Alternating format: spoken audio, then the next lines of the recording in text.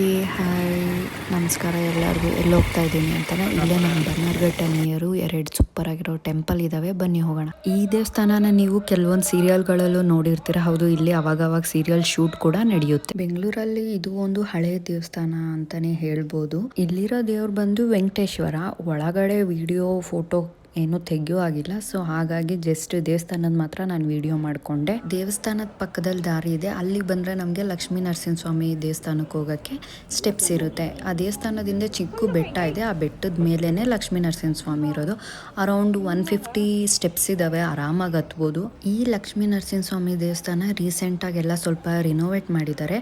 But ದೇವರು ಮಾತ್ರ ತುಂಬ ಹಳೇದಂತೆ, ಮತ್ತು ಅದು ಸ್ವಯಂ ಉದ್ಭವ ಆಗಿದೆ ಅಂತ ಇಲ್ಲಿ ಹೇಳ್ತಾರೆ.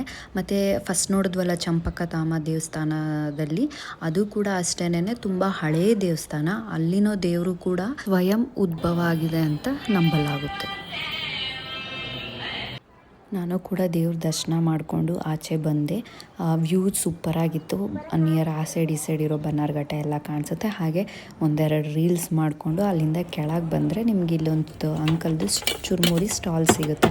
ಸೊ ಇನ್ನೂ ಅವಾಗ ತಾನೇ ಓಪನ್ ಮಾಡ್ತಾಯಿದ್ರು, ನಾವೇ ಫಸ್ಟ್ ಹೋಗಿದ್ವಿ, ವೆಯ್ಟ್ ಮಾಡ್ತಾಯಿದ್ವಿ. ಸೊ ಅಂಕಲ್ ಹಂಗೆ ಯಾಕೆ ವೆಯ್ಟ್ ಮಾಡ್ತೀರಾ ಅಂತ ಫ್ರೀಯಾಗಿ ಸೌತೆಕಾಯಿ ಕೊಟ್ಟರು, ಅದನ್ನು ತಿನ್ಕೊಂಡು ವೆಯ್ಟ್ ಮಾಡ್ತಾಯಿದ್ವಿ. ಅಷ್ಟೊತ್ತಿಗೆ ಚುರುಮುರಿನೂ ಕೊಟ್ಟರು, ಸೂಪರಾಗಿತ್ತು ಚುರುಮುರಿ. ನೀವು ಯಾರಾದರೂ ಈ ಟೆಂಪಲ್ಗೆ ಹೋದರೆ ಈ ಅಂಕಲ್ ಹತ್ರ ಚುರುಮುರಿ ತೊಗೊಳೋಣ ಮಾತ್ರ ಮಿಸ್ ಮಾಡ್ತೀವಿ. ಸೊ ಚುರುಮುರಿ ಎಲ್ಲ ತಿಂದ್ಕೊಂಡು ನಾವು ಅಲ್ಲಿಂದ ಹೋಗ್ತೀವಿ. Okay, see you in next video, bye.